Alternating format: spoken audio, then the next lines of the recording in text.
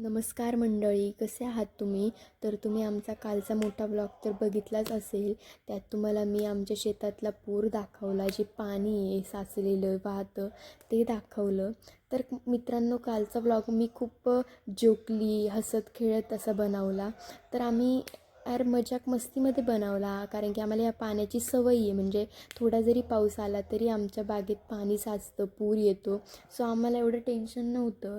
पण मी घरी गेल्यावर व्हिडिओज बघितले, बातम्या वाचल्या, तर त्यात खूप लोकांचे, शेतकऱ्यांचे हाल झाले, जनावरांचे हाल झाले, काही लोकांची घरं उद्ध्वस्त झाली आहे.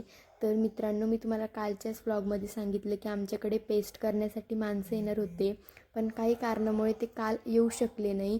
म्हणून काल एवढ्या पुराच्या पाण्याने, पावसाने असं बागेत चिखल झाला होता. पण त्या पावसात त्यांना आज काम करावं लागलं, त्या चिखलात काम करावं लागलं.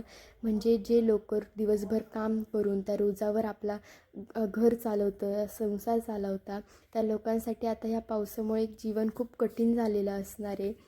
आणि जे लोक आपल्या जनावरांच्या दुधावर आपलं जीवन चालवतं, त्यांच्यासाठी पण आता हे पावसाच्या दिवसामुळे त्यांचं असं टेन्शनमध्ये असणार आहे. देवा, ह्या लोकांना ह्या संकटाशी सामोरे जाण्याची शक्ती दे, त्यांना आता ह्या संकटातून सावरून घे. आणि हाच विचार माझ्या मनात असताना मी शॉर्ट्स बघत होती, तर त्यात एक कविता आली, ती मी तुमच्यासोबत शेअर करते. हे विठुराया, का रे किती दिवस असा पाहत उभा राहणार आहेस? प्रत्येकाच्या घरात पाणी आहे, प्रत्येकाच्या शेतात पाणी आहे. शेतामध्ये पीक वाहून गेले आहे. अरे, त्या पिकाबरोबर मातीसुद्धा वाहून गेली आहे रे. आणि त्या जनावरांनी काय केले रे विठुराया? त्यांना खूप त्रास होतोय रे विठुराया. त्यांच्यासाठी तरी हे सगळं थांबव आता. तुझ्या पुढे हात जोडून विनंती करतो रे विठुराया. हे सगळं थांबव आता. ह्या डोळ्यांना ते पाहवत नाही रे विठुराया. थांबव रे हे सगळं आता विठुराया.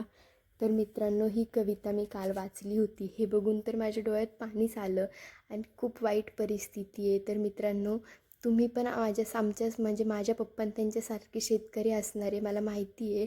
सो तुम्हाला पण या संकटाशी सामोरे जाण्याची हे देवानी शक्ती देव, ही विनंती करते.